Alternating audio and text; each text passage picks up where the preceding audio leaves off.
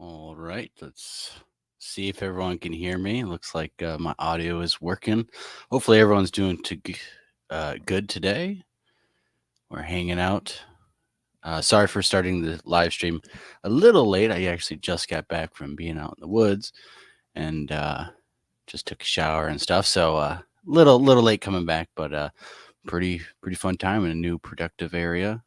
I hope it's a new area. So just scouting around and stuff.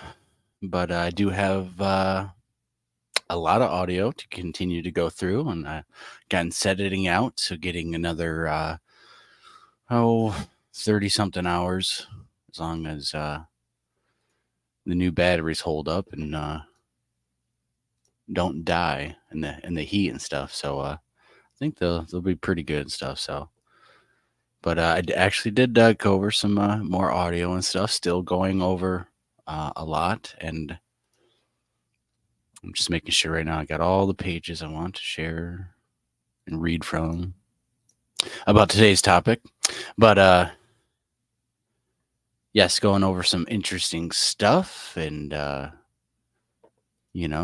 question is, what sounds do owls make? What corresponding sounds happens when owls make their calls, and some interesting stuff. Nothing spectacular, conclusive, but some more interesting stuff. I still have to go through actually that night's audio more to make sure that there's nothing else. But very interesting stuff. Very interesting stuff to show you guys, so you guys can hear and see. So the audio project is coming along good, and I feel like it's going to hopefully produce some interesting things. This actually is a particular spot that I have got some interesting things before, but when I lost the computer, crashed. There was a particular sound where it sounded like someone when you pick up stick and you go whoosh, whoosh, and this was in the middle of the night. And I'm so frustrated that I lost that audio, but continue to go and put audio out in this area, and hopefully produces more and more and more stuff. So, all right. Well, everyone's doing good today.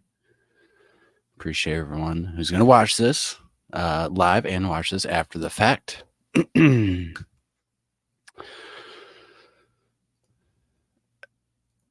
Oh, that's what I forgot to do. I got to transfer some things real quick.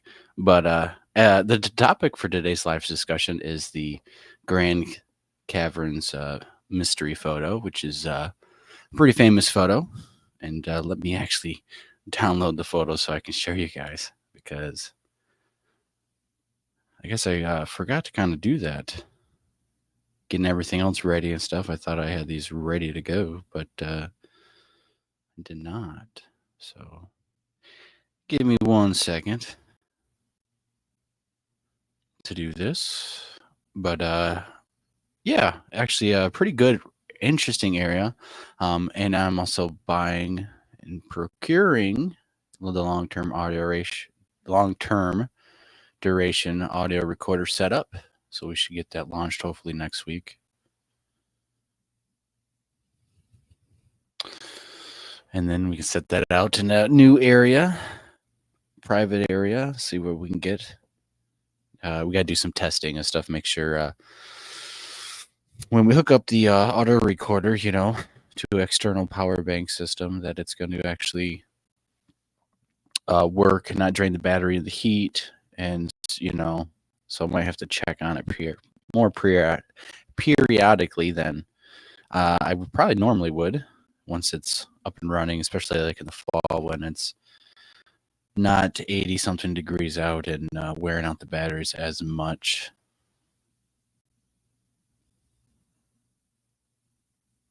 Do this. But yeah, I'm excited and stuff, so I got to go and order some stuff, mostly orders some stuff, but give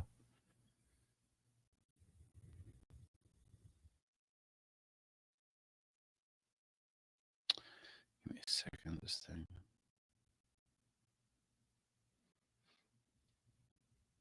So I'm excited because more areas, more audio and stuff. Hopefully should get some pretty interesting results.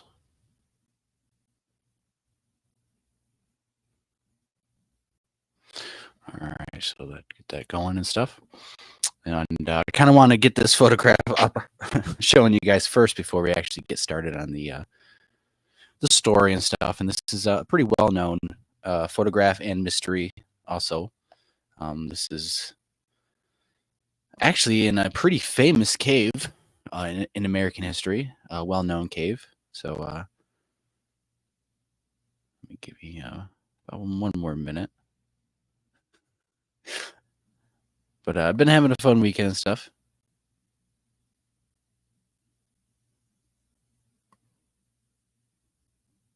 All right. And actually looking at this topic and stuff and reading and looking at different websites, and it's basically the same story. It's not it's about a paragraph long worth of information that seems to be retold and retold and retold and stuff. And let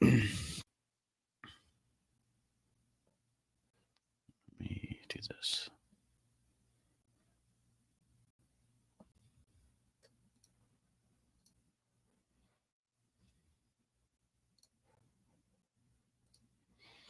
All right.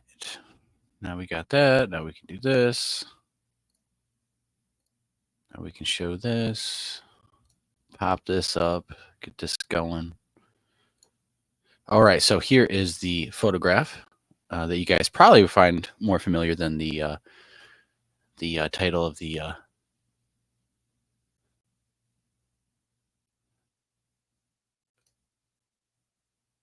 why is that not working? All right, never mind. All right, so let me just read pretty much the same story that is retold ever since this photograph was taken. So this photograph was taken in 1895 by an amateur spelunker photographer named Orrin Jeffries while exploring an unmapped section of the Grand Caverns in Southwest Virginia. At the time, at the time it was taken, Jeffries was conducting photographic experiments using long exposures to see if anything at all could be captured in total absence of light, otherwise known as cave darkness. He would situate himself on leveled ground, extinguish his lantern, and then open the lens of his homemade box camera for as long as he could stand the darkness. During one of these experiments, he heard something approaching from deeper recesses of the cave. Frightened, Jeffries abandoned his experiments and set off one of his flashes as he used for taking traditional photographs underground. It's the Blitzlicht flashes.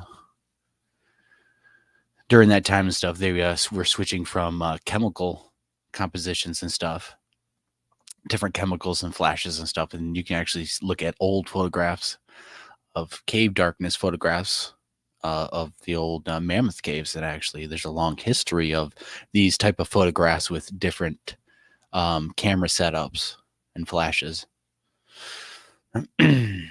So according to the report he later gave to a local newspaper, Jeffrey saw 3 humanoid creatures staring at him from the shadows and took off running in the other direction. He didn't stop running until he was topside. Several days later, he returned with 3 other men to retrieve his box camera. And of course, this is the image that was recorded on the film inside. And this is, again, taken in 1895. So this cave, let's switch over and try to turn up the brightness and stuff and change a little bit and stuff. This is a different photograph going up, but I'm going to pull up a different photograph because some people think that the last creature on the right side is holding its hand up with its arm up. So let me pull up a better one that I thought I had. But as you can see and stuff, there's something that was captured, and supposedly, if you believe the story, you believe him stuff. He heard these cryptids, these creatures, unidentified creatures coming up and stuff, and then basically set off the flash. I'm assuming that's when he seen them, when the flash went off and lit up everything. Let me pull up this one. Oh.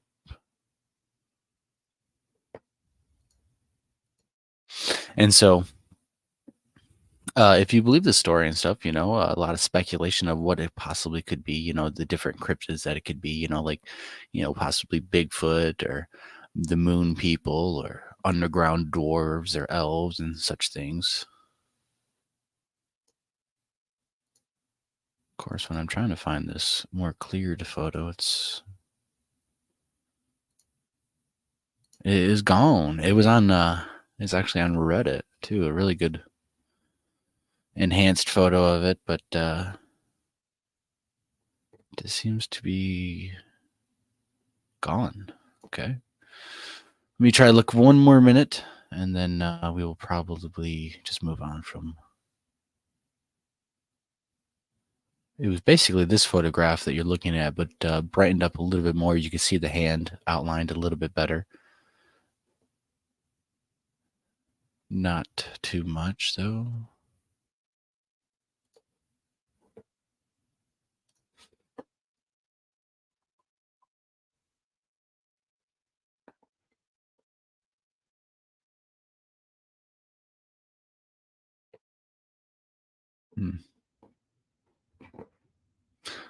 Okay, that's all right. But the interesting thing about these caverns and stuff is this photograph is kind of late to the game when it comes to human activity. This cave is formerly known as Waver's Cave. and it's located in a pretty interesting area of the central sail. Oh gosh, I just had this. I hear it all the time from Daniel Ben White because he lives there.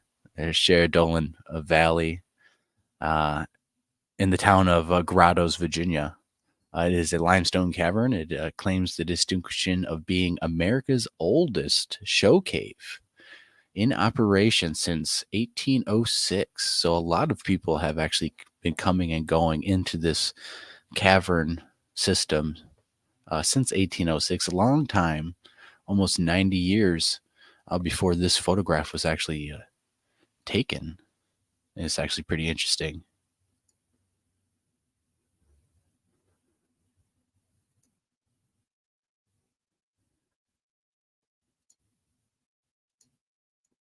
Yeah.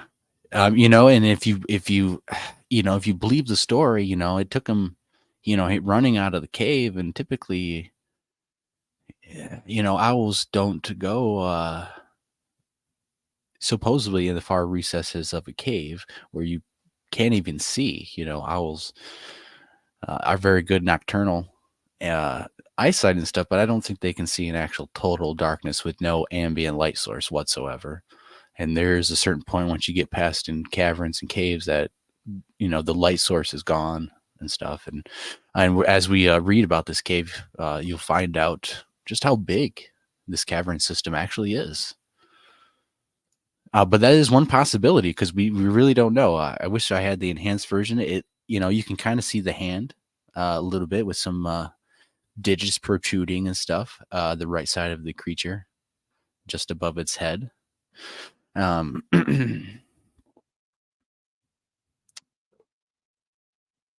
um, all right, so in 1973, the National Park System designated the cave as a national natural landmark in recognition of its shield formations, and we're going to take a look at those here in a minute. And other formations such as the flow stones and stalactites and stalagmites, of course, and columns that both of those form when they join together. Okay, so according to the legend, the cave system was, and there's a lot of different legends of the founding of this cave, of even earlier than what this date is. So according to legend, the cavern system was discovered in 1804 by 17-year-old Bernard Wayard, a manager of the local distillery looking for a missing trap. Originally, it was called Amends Cave, named after the land's owner, Matthew Amend. In 2 years, it opened up for public in one of the first show caves of the United States. The locals, however, prefer to call it after its original discoverer, which is Wayard. During the Civil War and the Valley Campaign, the cave was visited by both the Confederate and Union soldiers.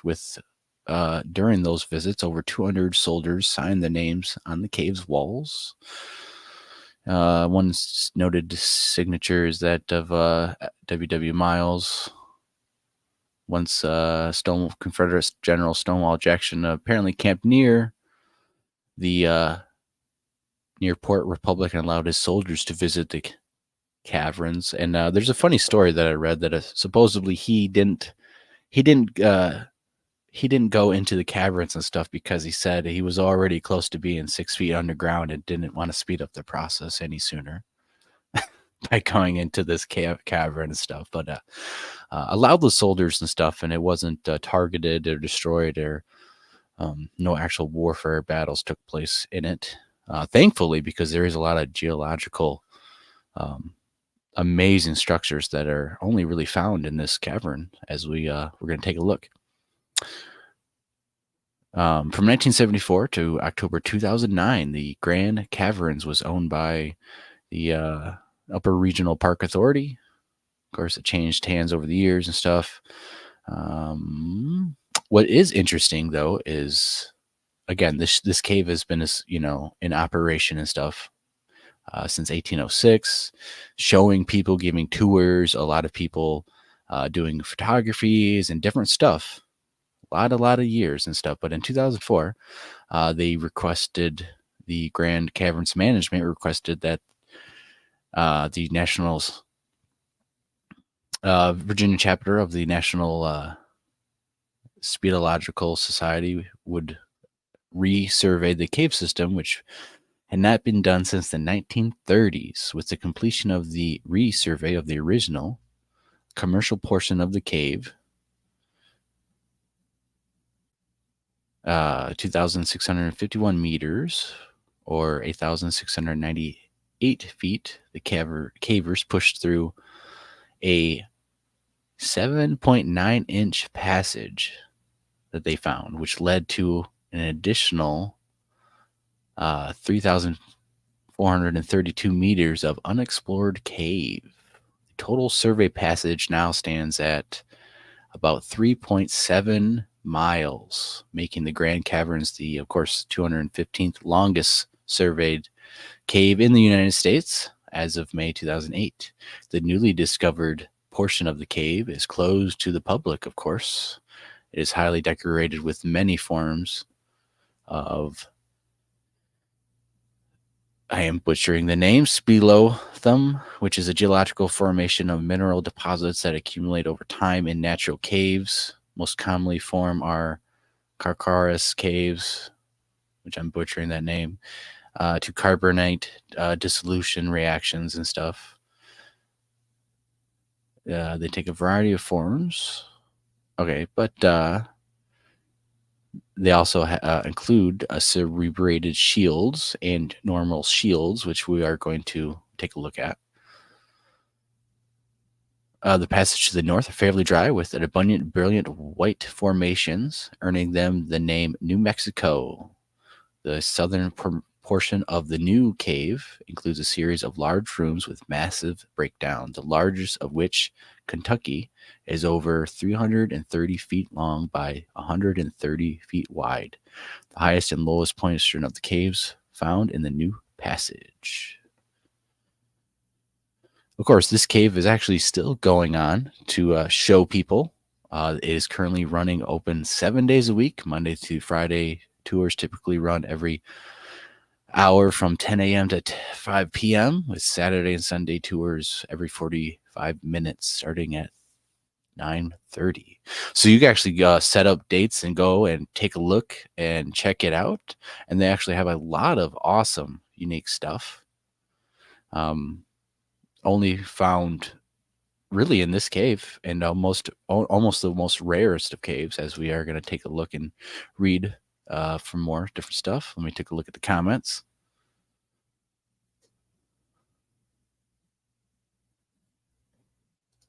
Oh, that's sweet. Yeah, Daniel lives right there. It'd be an awesome spot for him to go and investigate and ask the tour guides and everyone else, if where the exact spot where supposedly where the photograph was, if they had the information, or at least take a tour of the cave and get a better idea and sense of the scale and stuff. But so it really begs into question, being a show cave for almost 90 years before the photograph was taken, are these creatures that lived in the cave, or are these creatures that happened to go into the cave and on their way out, they happened to run into Jeffries and be taken in a photograph? I find that interesting. Let's just say, if they were like a Bigfoot,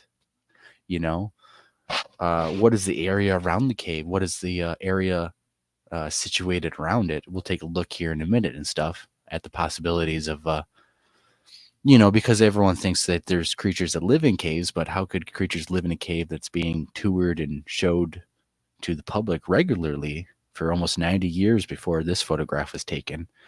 Even though the new cave passage wasn't discovered yet. Would that be enough to go hide out in and stuff? And again, but so we're going to take a look at the map and stuff and get into that a little bit.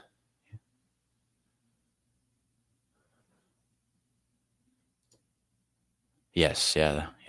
And he does doing a conference each and every year. It just seems to be getting awesome and bigger and bigger and bigger. So again, it's be another awesome reason to go check out Daniel's event and go head out to this these caves and stuff, and where you can actually take a look and walk around the various spots and probably walk right by where maybe supposedly this real cryptids were photographed.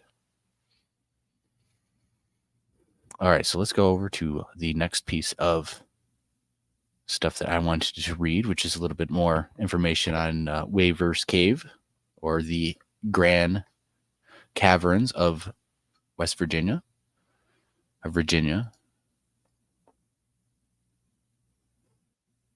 Um,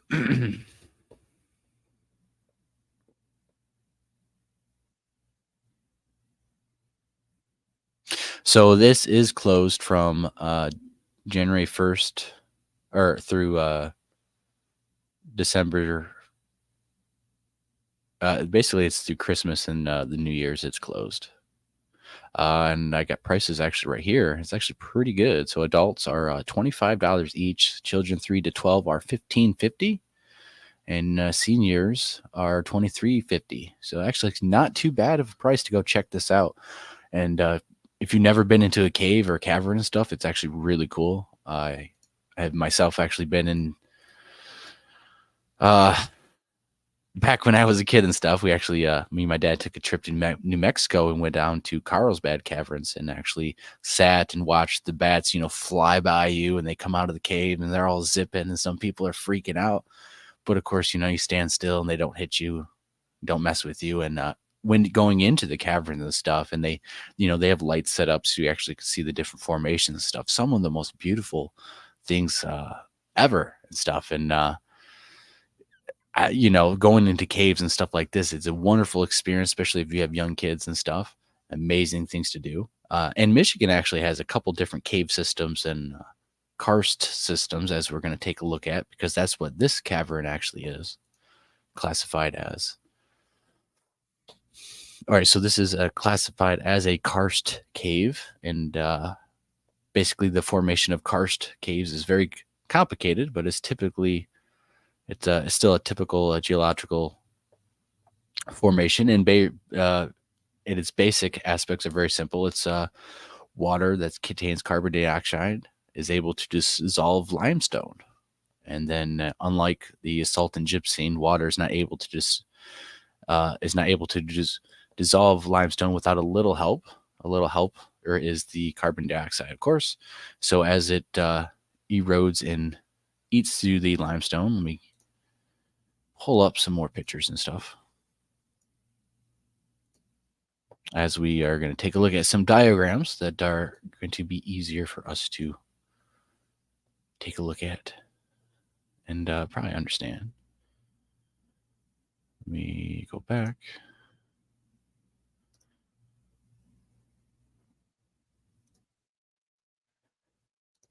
All right. Let's see.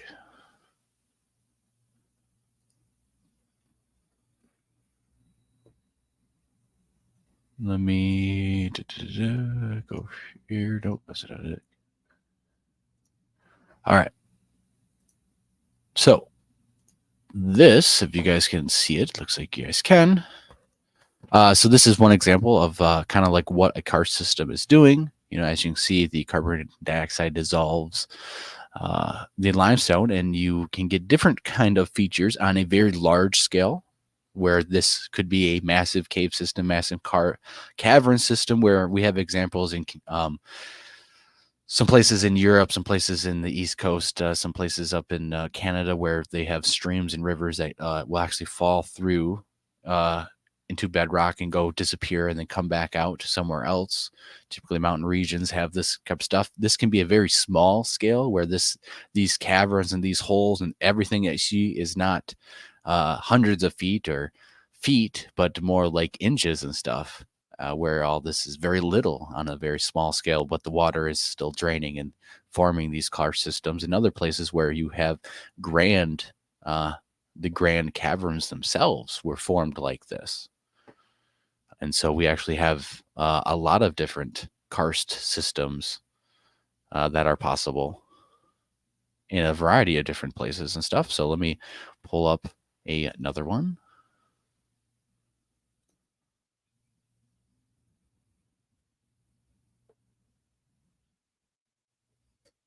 Let me do this.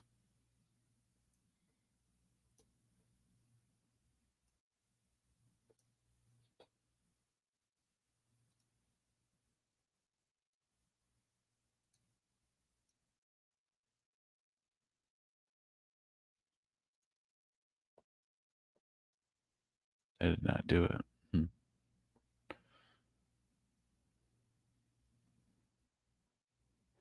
Where's the other one that I wanted? Give me 1 second. Give me 1 second. This one.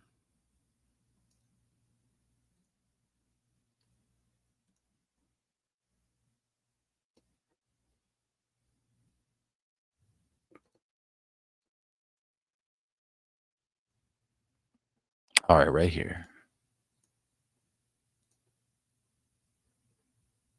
Go back over here. Let's do this. Share this over here. So we'll see if you guys can see this. All right. So this diagram and stuff is a little bit better. Again, this can be on a grand scale where all of these are massive chambers of cavern systems and stuff, or this could be on a super small scale, which are only feet in diameter and stuff. Of course, in different diagrams, you'll actually see that there are, of course, sinkhole depressions that are caused by cave-ins and stuff. You do actually have channels and streams that will channel and funnel into swamps and drainage sinkholes that do tend to lead underground and stuff. We do see examples of this here in northeastern Michigan, up in the Atlanta region, and just north of that, where a couple of years ago there was a whole lake that drained into the earth itself because there was a sinkhole type plug that got unplugged, and all the fish and water got drained away and spit out several miles away, and all the fish and stuff actually were spit out too.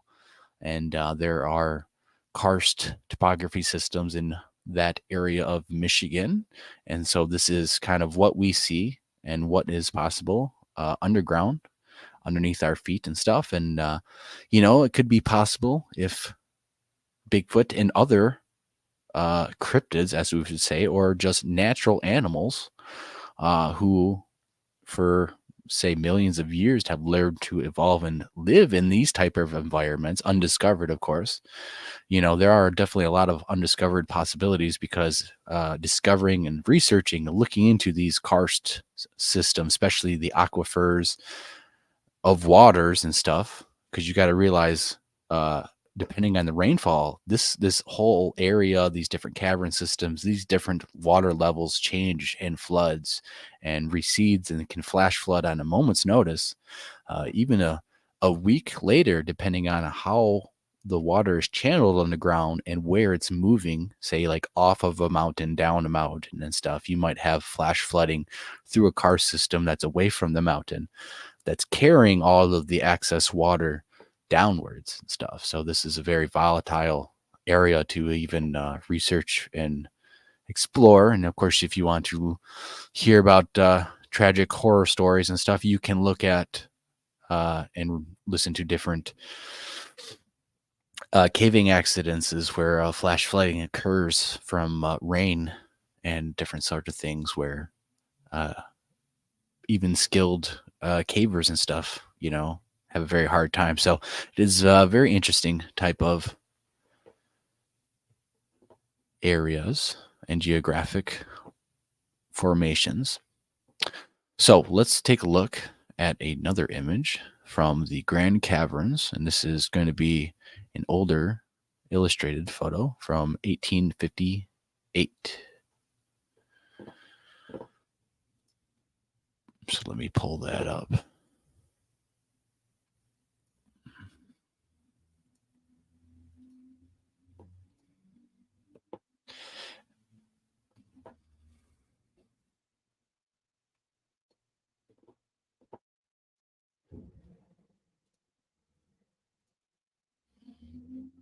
All right, so this is the photograph illustration of the tapestry room in Waver's Cave. This is the Grand Caverns, which is what its modern name is. And this is the tapestry room, giving you an idea and look at some of its geological features and stuff. As if you'll notice, basically, if you look at the three people on the very bottom, they are shining a light and looking up at this geological formation. And at the very top of that is what's known as shields and stuff, which is what we're going to take a look at here after I read this. A typical interesting land a geological feature in this caves that is actually very rare in a lot of caves, and yet this cave actually has a lot of them, making this cavern system very, very rare in the geological features, and one of the rarest in America because of that. All right, so let's keep looking stuff. So this is also one of the first caves in the United States to have a electric light. And actually, we are going to take a look at that because I thought that was pretty interesting. Because again, the photograph is taken in 1895, right? And this is one of the first caves to have electric lights. And if we take a look at the date, this was in 1889 that this cave started having electric lights put in. So from the entrance, I don't know how many feet and stuff. But so in 1895, about 6 years later, or of course,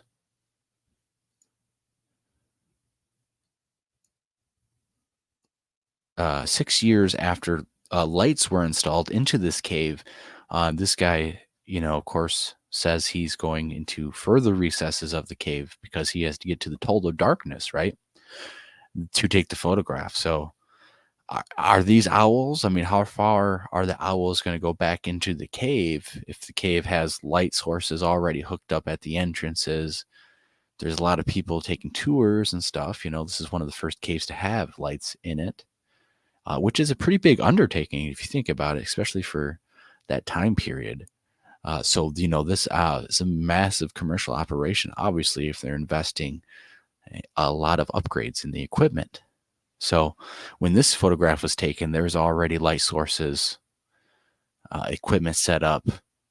So how far in the cave did he actually go to be able to get into the total darkness and to also not be disturbed by, anyone else who might be walking in and disrupt his photograph experiments because, he had to wait in total darkness to get the camera set up. You got to wait, till it's ready to go.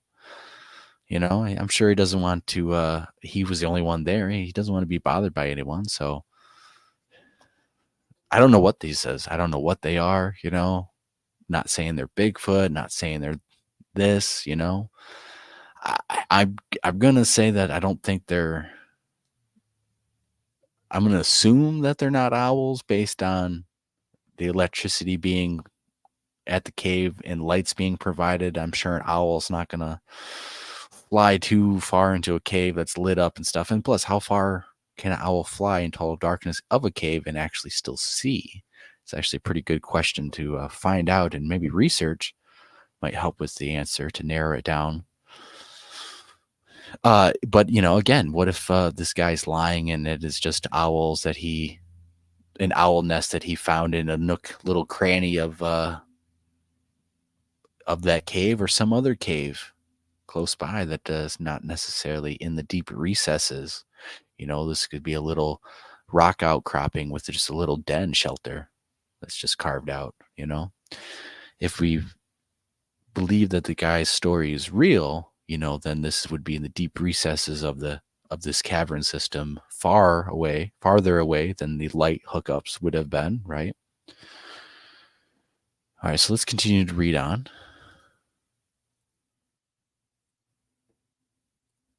Let's show this. And so this is and you kind of see how what kind of light sources they would have had, and even the give you an idea of, people have been coming to this cave for about 90 years, almost 90 years before the photograph was taken. So a lot of people, a lot of traffic. There is money being made, you know. But when it comes to researching the history and stuff of the cave, even on the cave tours and the website, they don't uh, mention the photographs at all. They don't try to promote it from what I've seen. They're not using it as any type of promotion to get people to come look. They're not using that angle in modern times and stuff. So, and there's really been no mention of it from the official modern owners talking about that. It seems like so. All right, so a historic step in the development of modern show caves is the electric light. The perception of caves with electric light is so much different than what with any other kinds of light source. The constant and bright light allows visitors to see all kinds of caves without flickering reflections and mysterious moving shadows. On the side, some people regret the loss of mysticism and the romantic cave visits of the 18th century with the candles and torches. On the other hand, those that visited typically destroyed the caves with the grime and dirt that the light produced, and the people didn't even see the cave that they visited, as most of it remained dark. The development of the electric light in these caves allows the course pollution-free, blah, blah, blah, blah. Let me see, we're here.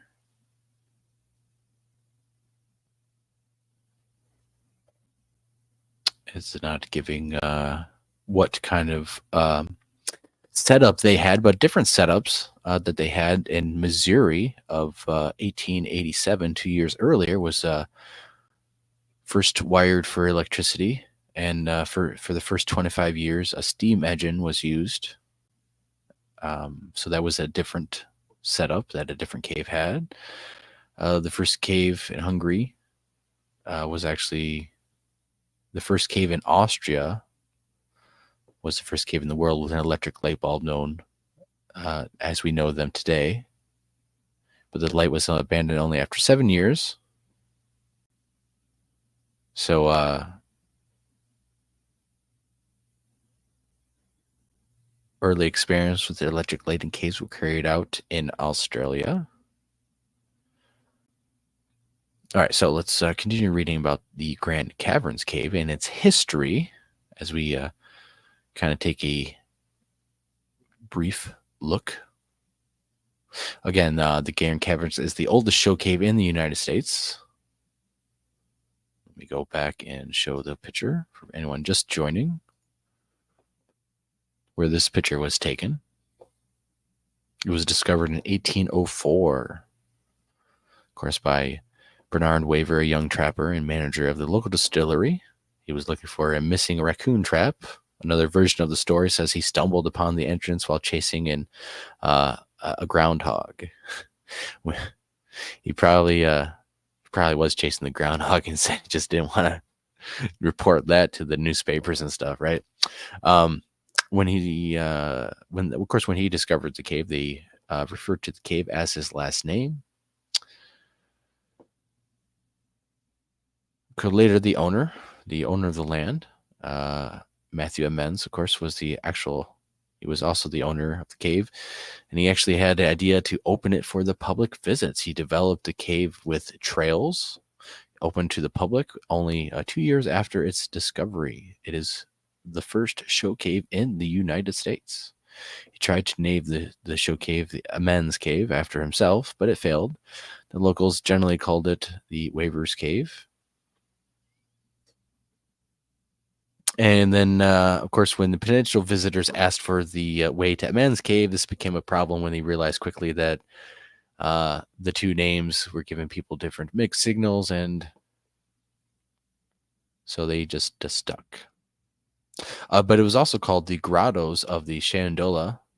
This is the reason why the nearby village was also named Grottos. Pretty interesting. However, there is also a show name cave named, which is very interesting. The also a little bit interesting cave system, which is the Shenandoah Caverns, and I'm sure I'm butchering that name, but which is also was opened in the public in 1922, which is also a pretty interesting cavern system. Same karst topography setup. Of course, many early days are vague and stuff. Of course, there's a lot of legends from the 1780s and stuff that supposedly first people set up and discovered and stuff. Like some tell of the cave that once named Amon's Cave or Amen's Cave after the owner of the cave. But this makes no sense as the name of the first owner was Amend. Of course, there's a lot of different legends as first started, but we're going to skip that. An early description of the cave.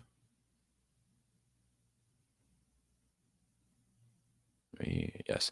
An early description of the cave in The Adventures of Port Crans and His Cousins. The story is a sort of, I guess I don't want to read that. It's kind of a bunch of just different people came to this cave, wrote books and stuff. And during the Civil War, of course, the cave was visited by both the Confederates and Union soldiers. Of course, we read that a little bit more. More than 230 signatures on the walls could be identified from Civil War soldiers. Of course, I read the funny story. From 1889 to 1893, the Grottoes Land Company owned the cave. When they took over, they obviously renovated and modernized the show cave. As a result, the cave got the electric light in 1889. And while it was quite early, numerous caves were electrified 5 years earlier, several in, of course, Europe and other places. I kind of just read. It was the fourth cave in the U.S. with the electric light. Of course, I think as we read, it was said to be one of the first or the first, but different information from different places. One of the earliest. So it's a common pattern. A new owner makes some changes after the purchases, of course. Blah blah blah. The property was bought again in 1910 with a lime kiln on the property built. Fortunately, the limestone quarry that was also built caused no destruction to the cave.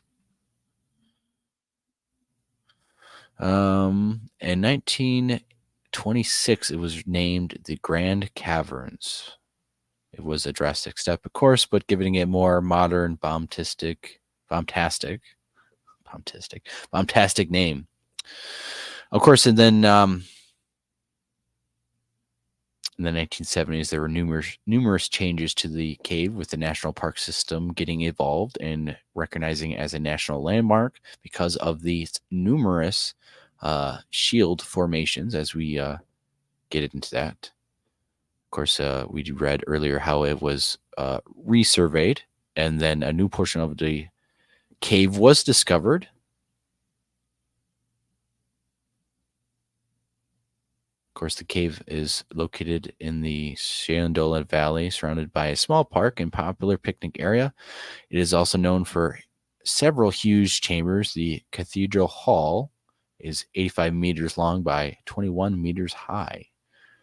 The biggest chamber in this cave and one of the biggest rooms of any cavern in the East. The Grand Ballroom has chambers. With a floor size of 460 meters, which is pretty huge and impressive. So as we're going to take a look and show off some of these shield formations, let me get this one ready.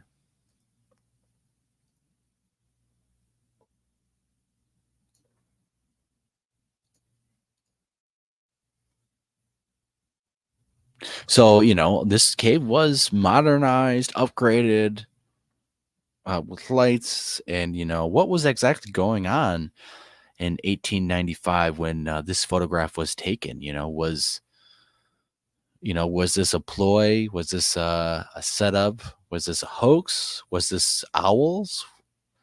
Are these actual cryptids creatures?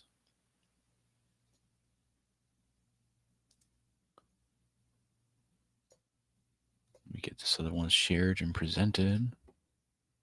And here is a beautiful photograph.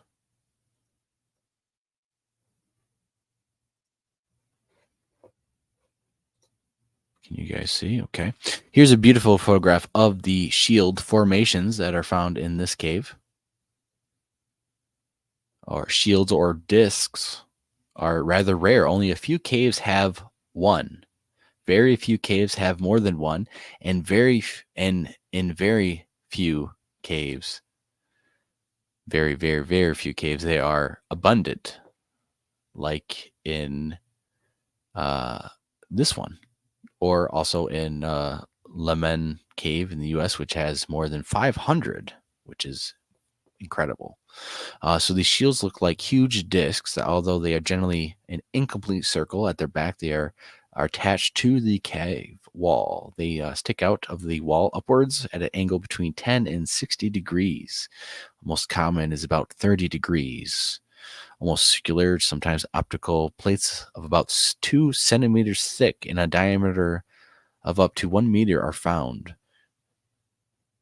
They have centric rings similar to layers of other dripstones. Some have flow stones growing downwards from the shield to the floor, similar to common waterfall-like flow stones, but they are never flow stones on top of the shield. Sometimes shields collapse, of course, when the weight of the stalactites growing downwards overstrains the stability of the plate. Such collapses or a close look at the disk's rim reveal the characteristics of shields.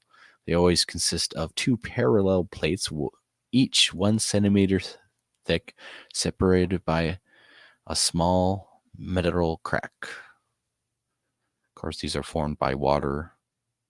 But a good example right there, so you guys can actually see the discs at the top, how they're shaped like that, and what is found a lot of time in the Grand Caverns, where this photograph was taken. Let me stop that and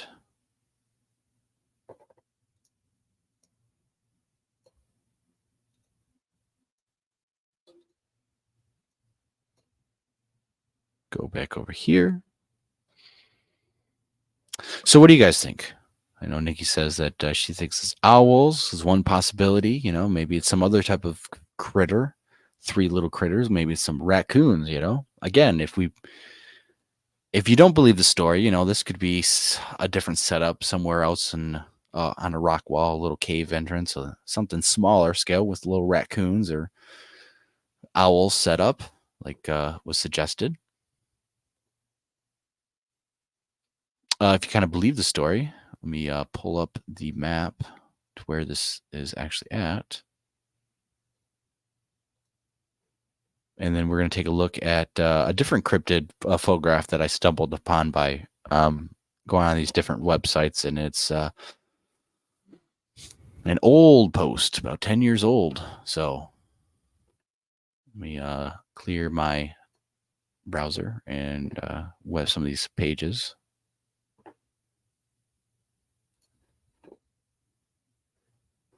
And then we're going to take a look at the map and surrounding areas to see what just kind of is surrounding this cave and cavern system, if that is going to play a role in anything.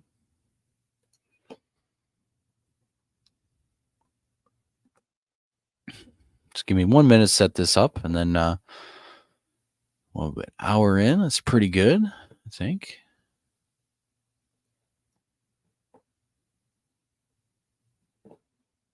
I know that we are going to do more shows with the Bigfoot mapping project.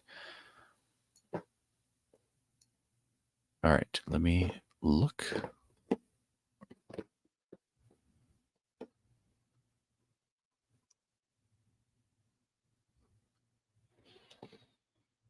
As we take a look.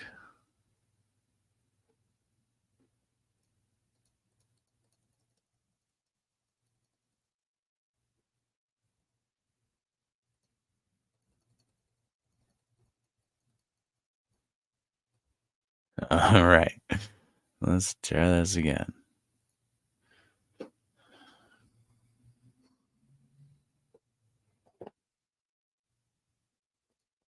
All right. Let me share the screen so you guys can see what I'm seeing. All right. Can you guys see it? Does it work? All right. All right. So this is where the cave system is located. And let's take a look at what's around so we can get a better sense of what's close by, which is a huge population center of people and farmland, of course, as we see, but more importantly, it is actually wilderness, a huge swath of wilderness area, the Shenandoah National Park region, which is a huge swath of land, ridges, right on the doorstep of this cave entrance, which is right around here. So in the 1895, how developed was this area surrounding it? The little village of Grottos, of course, was founded there, but there is a lot of wilderness areas for, possibly Bigfoot, maybe if that was a cryptid or some other cryptids to, maybe they weren't living in the cave. Maybe they just wandered into the cave. I'll speculate, maybe a Bigfoot's seen all these people going into the cave and they're doing all this work into the cave for the last 90 years. Maybe they got curious and went into the cave, stumbled around and got caught by the photographer and got a big old flash. Again, how would Bigfoot see in total darkness of a cave without the light source of any ambient light? That is a big question, because even nocturnal animals, they need some type of light source or ambient light. And, most of the time, if the moon's not out, it's starlight, and starlight isn't just enough to pierce through even dark clouds. But total darkness of a cave, the absence of all light, now that's just totally different. That takes a whole different setup to be able to see. And from what we see with the natural world, we don't have anything that sees in the total darkness of caves. We see animals that develop blind or will evolve and go blind and stuff. We see examples of that, of some of these crocodile species that are found in caves, that are living to evolve in caves and stuff like that. But we see from the area and stuff, it is a huge resource of potential wilderness, of course, areas, and several miles wide if you see the scale. About 4 miles wide in this particular spot, maybe a little less, a little bit more in some areas. So, it just begs the question, what do you think it is? Do you think it's a hoax? Do you think it's a super long exposure and some regular person's there wearing dark clothing? And it's pretty fascinating photograph and picture and a story that I always kind of found interesting when it came to listening to stuff, watching the stuff on the History Channel growing up. And this was always one of the earliest. And if it's real, of real cryptids, it's actually pretty good.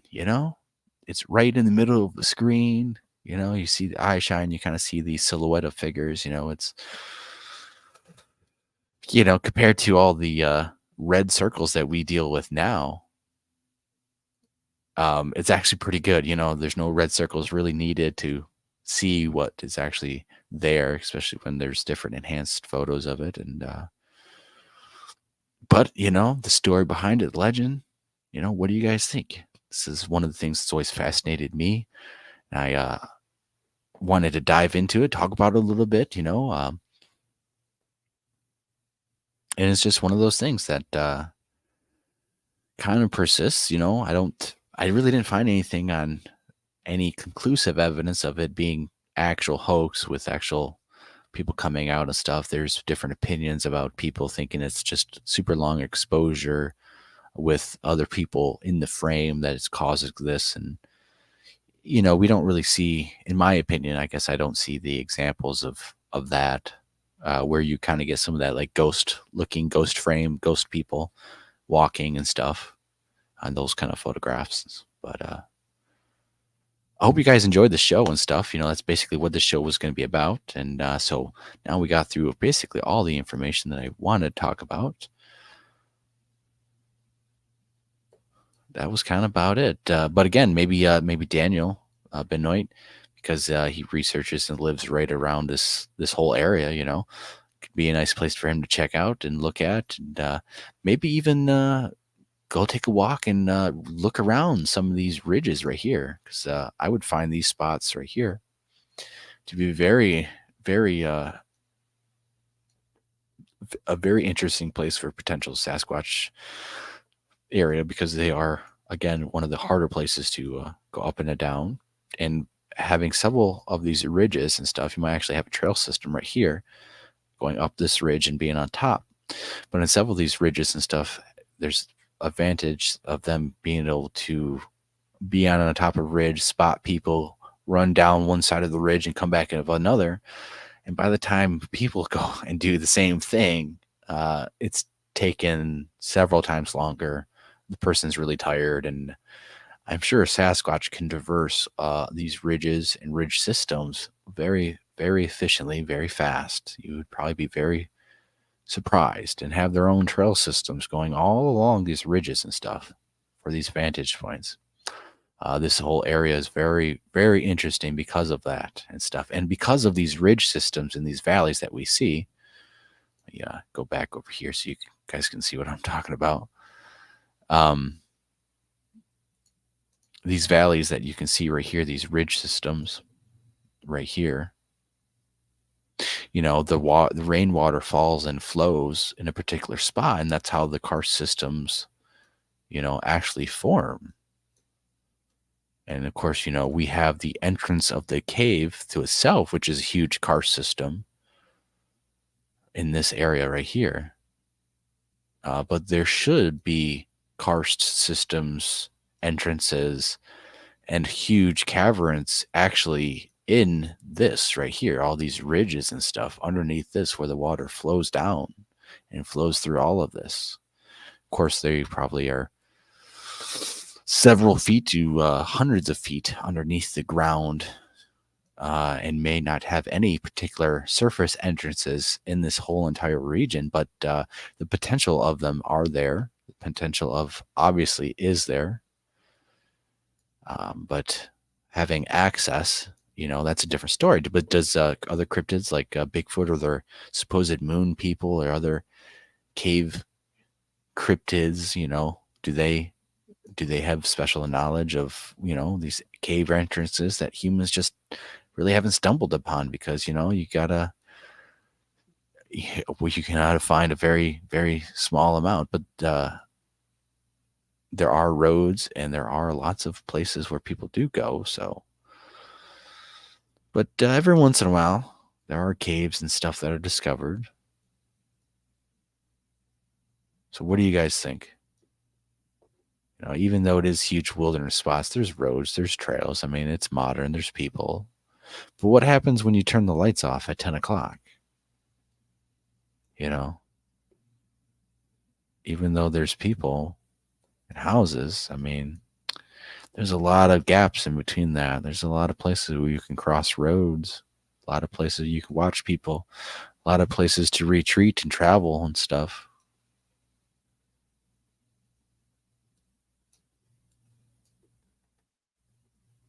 So let's take a look at this other photograph that shows a map of the karst systems of the U.S., which is kind of it's kind of famous and stuff because it got it's usually shown underneath the missing 411 reports, because there are kind of a similar pattern and stuff. And there's some different ones, but we're going to use this one from the USGS government survey, which is a good, it actually is a good resource. to look.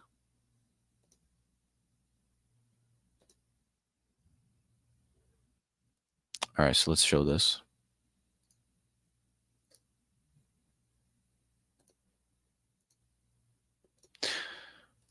Make sure you guys can see that all right. Let me bump it to full screen so you guys see a little bit better. And this is a karst system of the United States. And of course, you can see the different rock types and the different types of minerals and stuff that would form. And as you can see,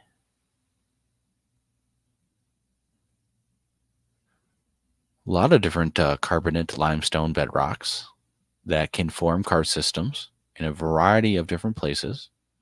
Michigan does have a little bit up in Atlanta area, which is right up here, which I was talking about, with the lake draining through the earth. You have this karst systems right here. And there's actually several counties in Michigan that do have limestone bedrock underneath everything that is not shown on the map.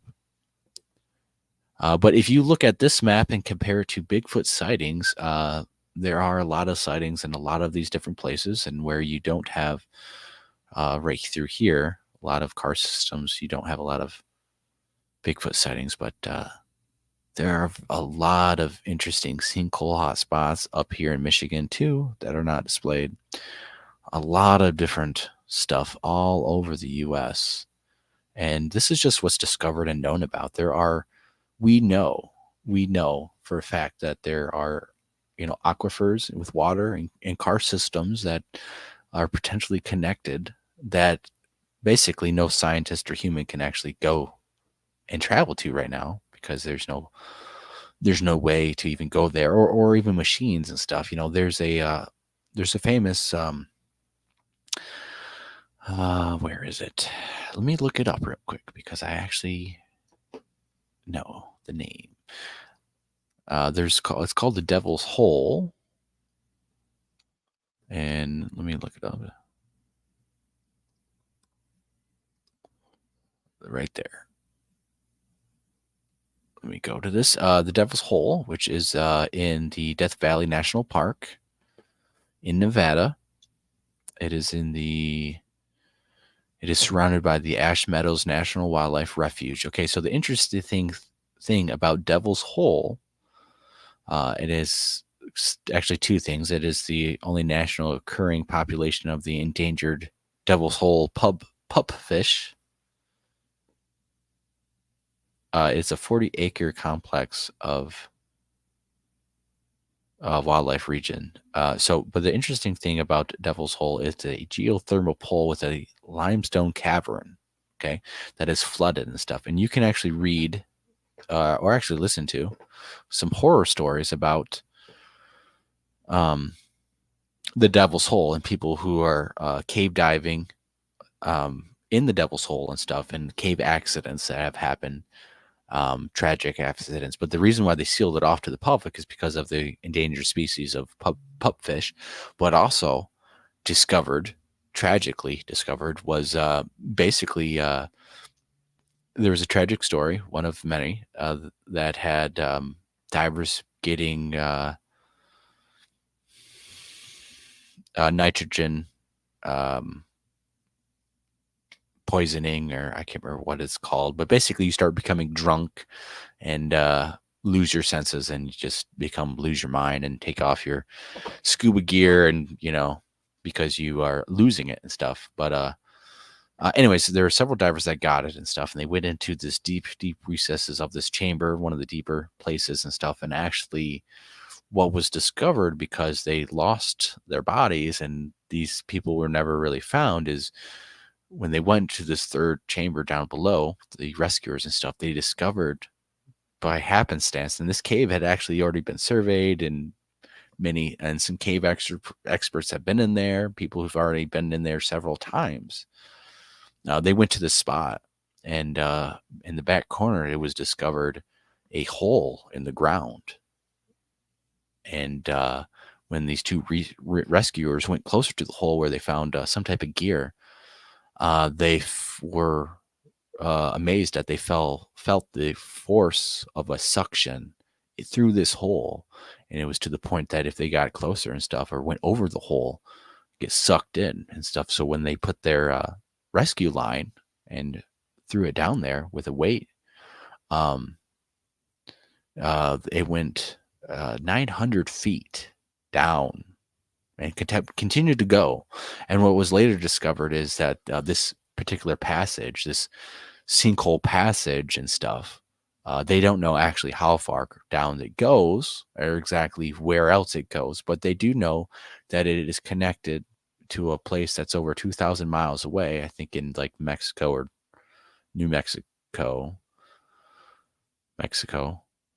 where because of that cave had a basically tsunami effect from that cave 2,000 miles away, the water tsunami effect and flooded and pushed out of Devil's Hole.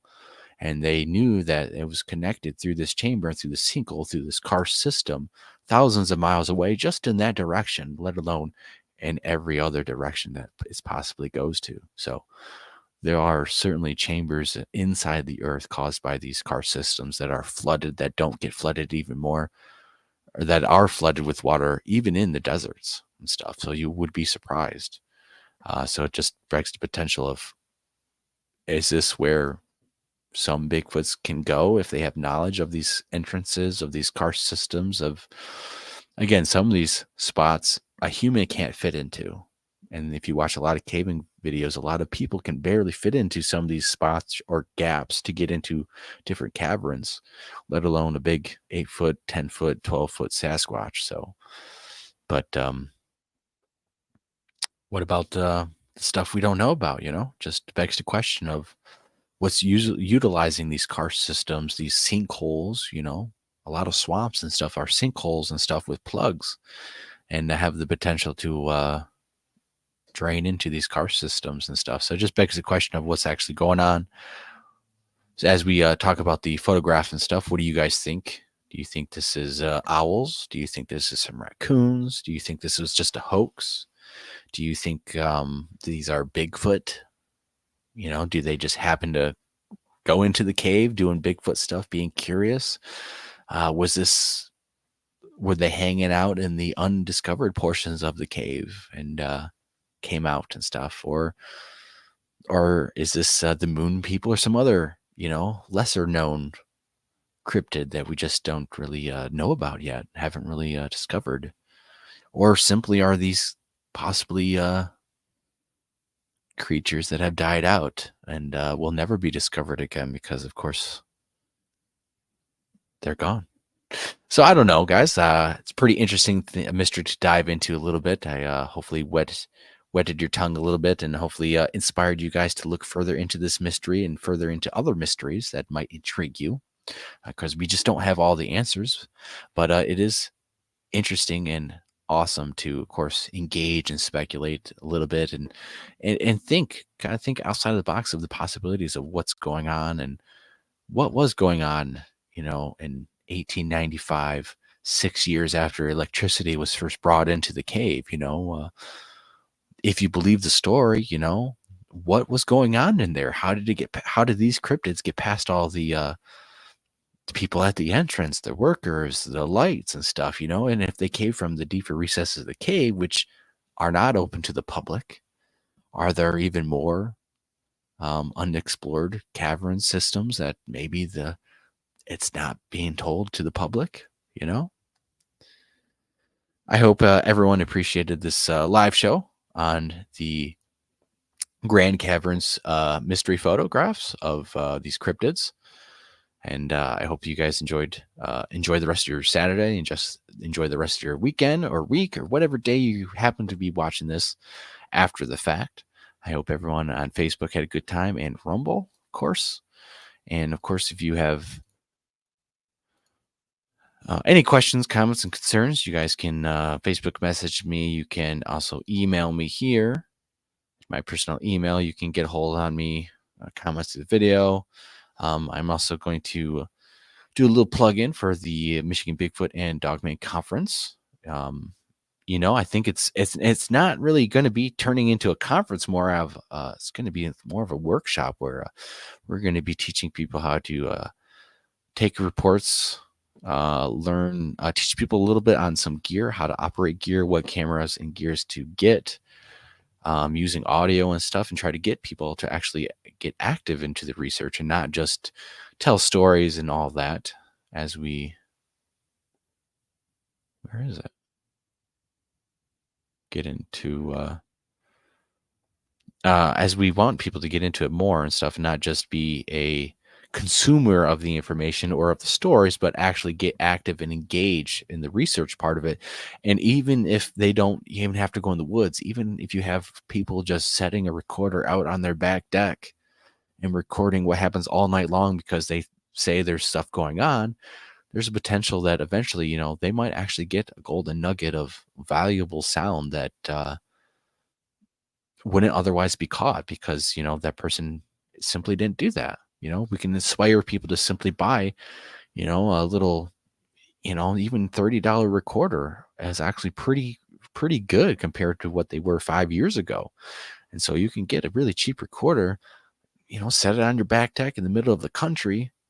You might be surprised what you eventually get if you do it every single day, or if you're able to do it every single day, because that's the really key thing is, it's a lot of information, a lot of stuff to go through, but that is the one way eventually how you should potentially get evidence. If there is a Bigfoot or Sasquatch creature roaming through your property, if you think so or say so, messing around, smacking your house, throwing things at you, or watching your kids in the window, it's one way to potentially get it. So we are going to put the link to the event in the description. I did make a small change. I do have to make a new flyer and stuff. It's just going to be a flat $30 at online and at the door. So that's the only small changes. Other than that, I guess I don't have I thought I had a flyer. Oh, it's the background. That's what it was. I think. The virtual background, yeah. That's what it was. So it's gonna be $30 at the door and stuff, no matter what and stuff. I making that small little change, but it is at the Ingham County Fairgrounds in Ingham County.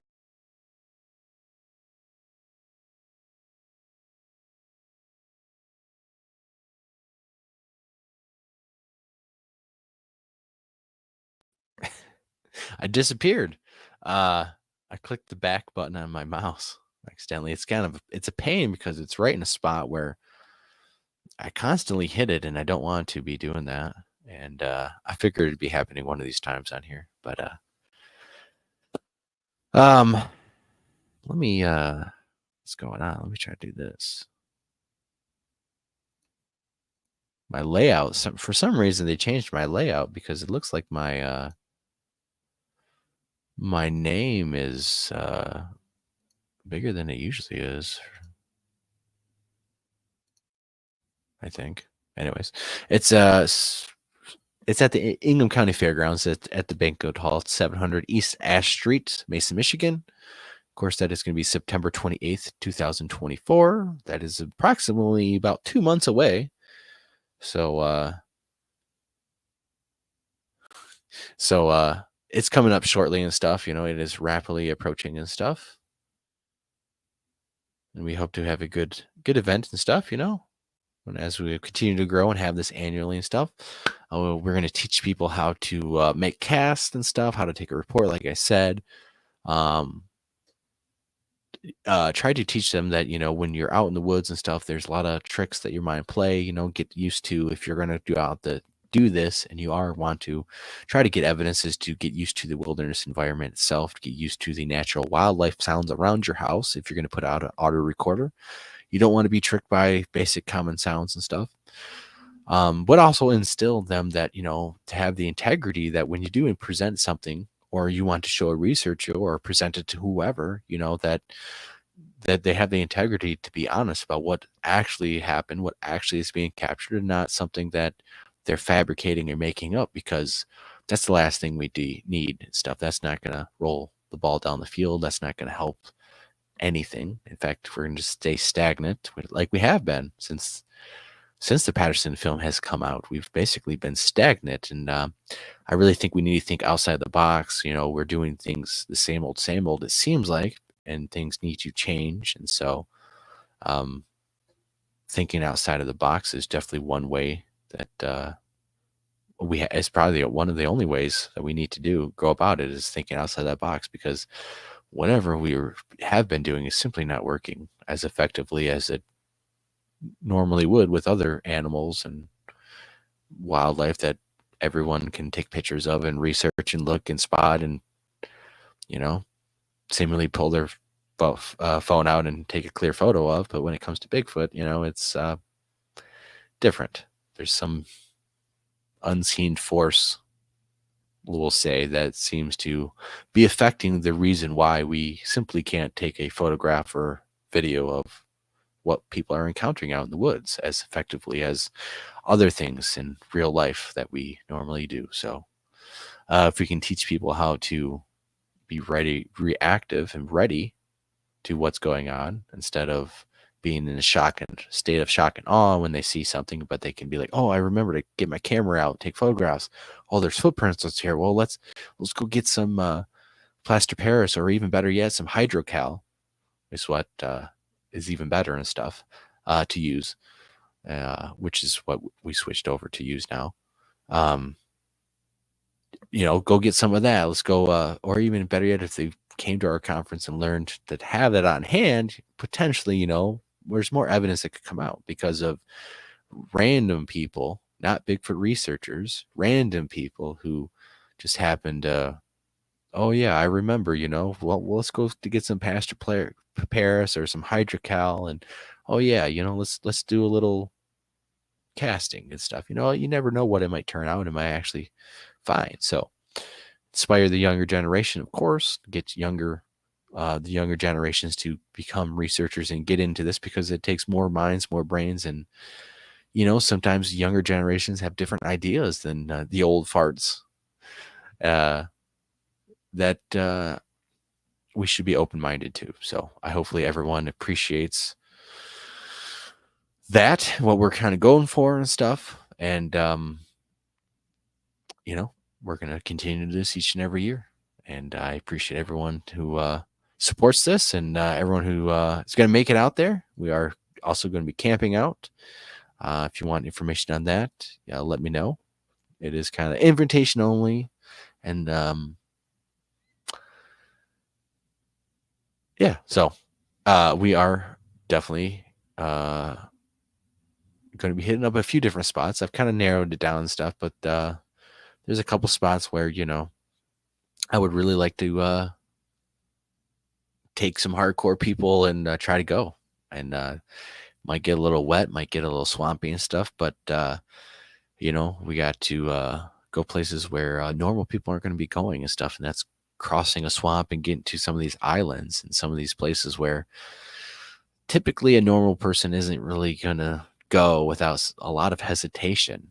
And a Sasquatch is probably going to feel more comfortable being without the pressure of hikers, bikers, people walking their dogs, riding horses, or everyone else normally would be walking and moving through.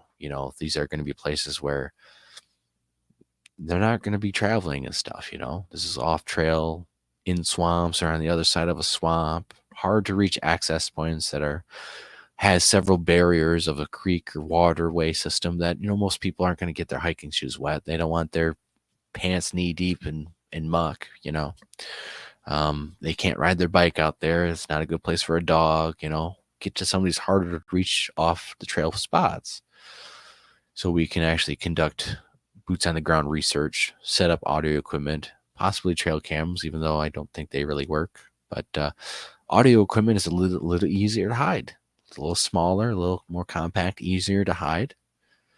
So I'm really loving the audio and what I'm finding and stuff, which is pretty interesting. We got that coyote wah we went over and stuff. I have an owl going off and some crashing or tree knock potential going on, and then that owl goes off a couple minutes later, and some other sound goes off. I don't know. Again, is it related to anything that we're actually researching, or did an owl just do something, you know?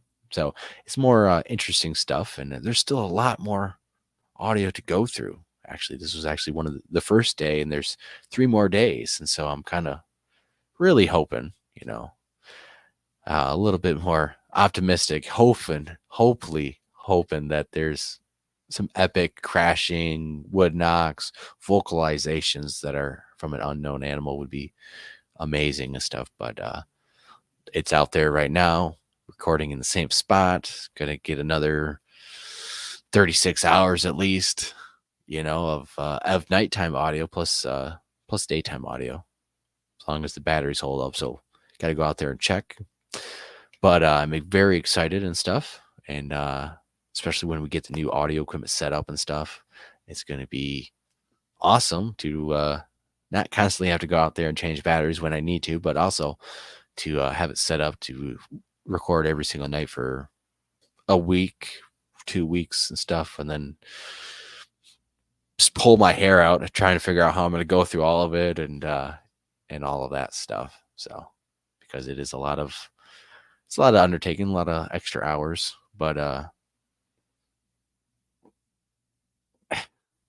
lack of sleep, sacrificing the hours to go to sleep and getting up early in the mornings to listen to audio and stuff. It's not too bad, but and there's a process, you know, once you start looking at audio and going through it on the spectrogram and stuff, you know, you kind of find ways and go through it and have a process to speed it up instead of, but again, again, there are small signatures on the spectrogram that when you listen to it, if there's something in the background that's going on that where, if you are skipping every little signature on the spectrogram because it looks like basically nothing, like background noise, and you're not listening to it, even though physically reality is, how can I listen to 100 hours of audio in the last month and two without,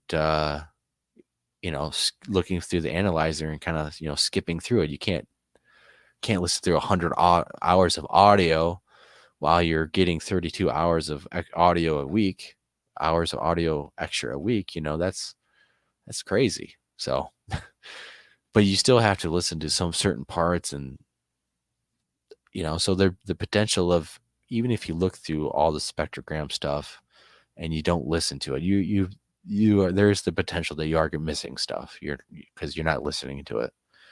And so that sucks, because you physically can't listen to 100 hours of audio, and I'm getting another 36 hours this week, another 36 hours next week. I mean, manually listen to it all. So the potential is that we are going to be missing stuff, because if you rely on the spectrogram, there's some gaps in there that some evidence could potentially fall into. And this wouldn't be the best evidence because it would be in the background. It'd be more softer noise. But again, if it's still there, it could be worthwhile, especially if it all adds up. All the data adds up, right? So that is what I'm currently doing and undertaking and been doing. And I am going to make some lunch. I actually got back too late. I was going to make some lunch before this, went into a new area, prime area, looks great. I'm actually going to probably go back there tomorrow morning and be out there, maybe shoot some videos and stuff. I did clear up several gigs worth of space on the iPhone to shoot and stuff, because the iPhones actually should take pretty good videos and stuff. They're very comparable to GoPros. They don't have the stabilization which makes GoPros.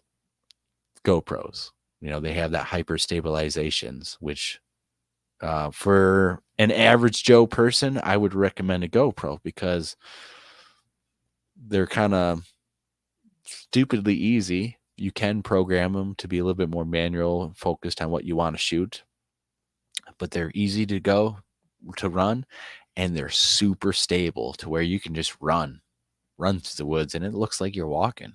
They are amazing cameras, and for $400 you buy the brand newest model. So, and they come out with a brand new model every September, every year. So There should be a new one coming up pretty soon. So they're for about $400, and you want to make sure you get the black ones, not the silver ones. You want the black, the premium ones. So, and you can buy refurbished, remanufactured, or used GoPros for very cheap too. And I actually still use my GoPro Hero 7 still, and it actually still functionally works very good. I've dropped it. I've abused the crap out of it. It works amazingly still. Shoots phenomenally good, comparable to iPhones, and still has that hyper smooth stabilization. So,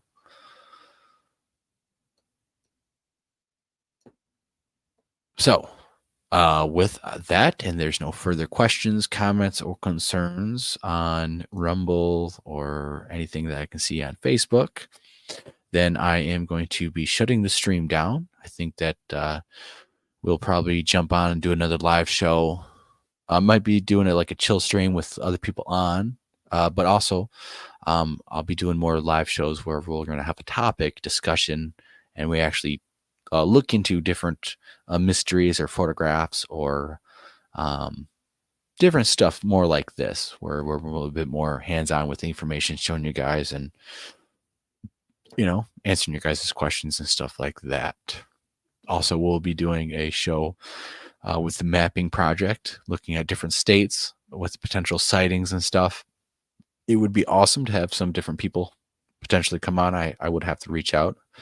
The trouble is I just don't have, I don't have a good set schedule anymore for I know like Wednesdays and stuff, I can pretty much do a live show on Wednesday nights, but like Saturday nights and stuff, it's getting a little harder to do with family and doing other stuff. Life changes, and so time schedules change and stuff. So kind of easier to do a lunchtime live stream on Saturdays and stuff too. So that's why we're kind of all over the place, not really setting up a time and date ahead of time, because even 2 to 3 days ahead of time, I don't know if I'm actually going to be available and ready to go. So I've been typically just doing the day of, or a couple hours before, or the day before, or the night before, like I did tonight. So bear with me as we try to navigate these changes of time and try to fit a little bit more regular schedule for you guys. The link for the tickets for the event will be in the description here in a couple minutes after the live stream, when I put it in there and it refreshes it and all that. So if you guys have any comments, any more information on these photographs, let me share them one more time.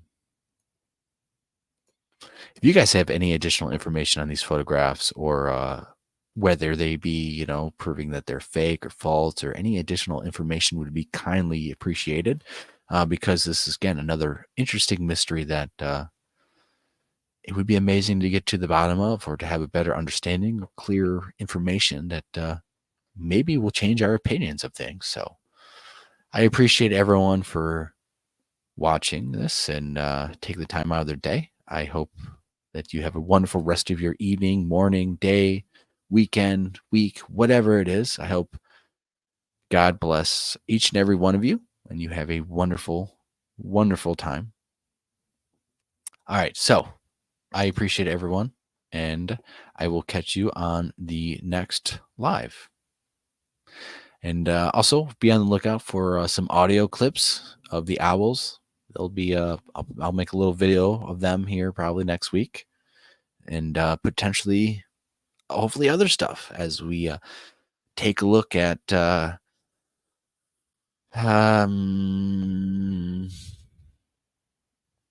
30 hours of audio, and then we're getting another 36 hours of audio this weekend. So we have a lot of data coming in, and hopefully we can actually show some interesting stuff. Maybe it'll be Bigfoot. Maybe it's just something interesting. Maybe it's a mystery sound that I don't know, I'm not familiar with. Maybe you guys will have the answer. So we're trying to share and get to the bottom of all these mysteries that fascinate us. So like I said, God bless each and every one of you, and I will see you guys next time.